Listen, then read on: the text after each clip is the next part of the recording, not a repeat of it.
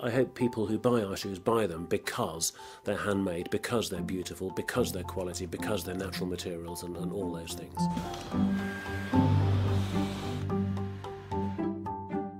Yes, it's very much a job with attention to detail.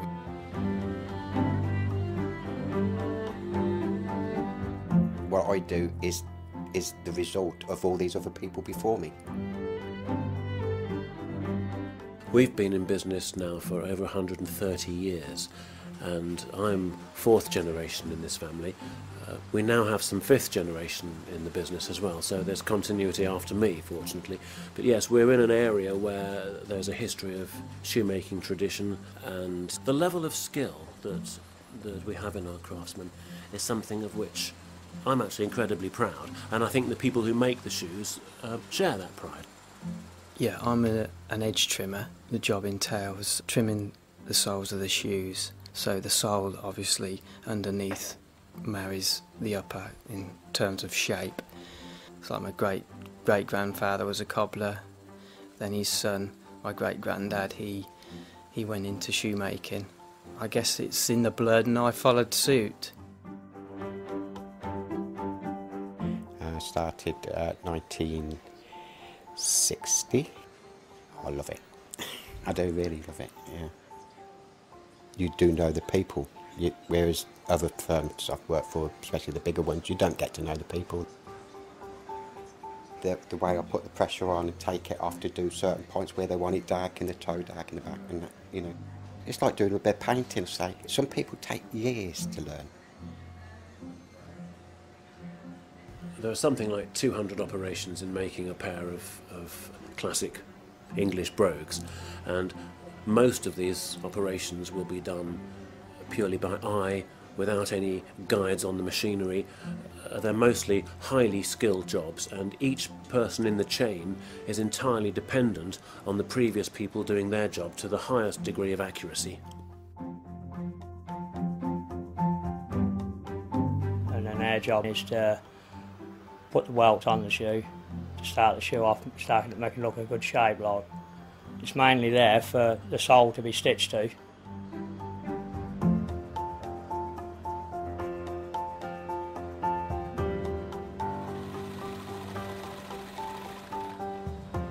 The leather that we use, the materials that we use are absolutely key to the quality element of Loake Shoes.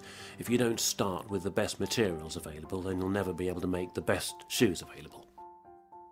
Generally speaking, the best leather comes from within Europe.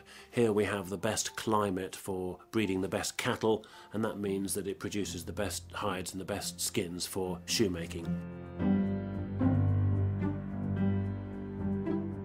So it's very important to get the right quality leather.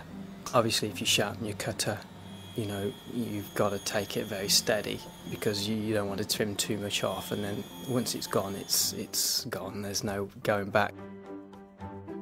My son's been here 3.5 years now. He's on welt sewing. He's good with his hands. His brain's in his hand like mine. They've got to look like pairs. Anybody can do one. You've got to be a bit of an artist to do it. You know, you've got to have that, like, the same thing, the eye and the hands and the look of what you're looking for.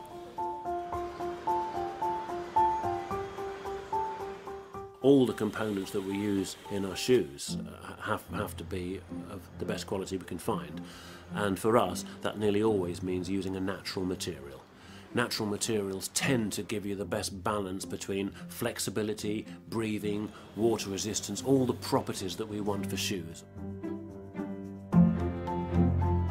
One of the benefits of the Goodyear welted construction, the way that we make shoes, is that not only are the shoes made by hand and assembled by hand, but when they need repairing, they can be dismantled and rebuilt by hand. So the pair of shoes that you've been wearing and that's moulded to the shape of your foot can be rebuilt on the original last on which they were made.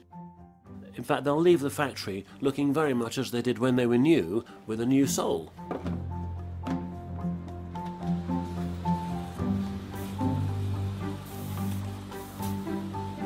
Attention to detail that goes into those shoes, how the manufacturing process, how long it lasts, how long it takes to make them. They want a nice pair of shoes, so they buy a Loake shoe.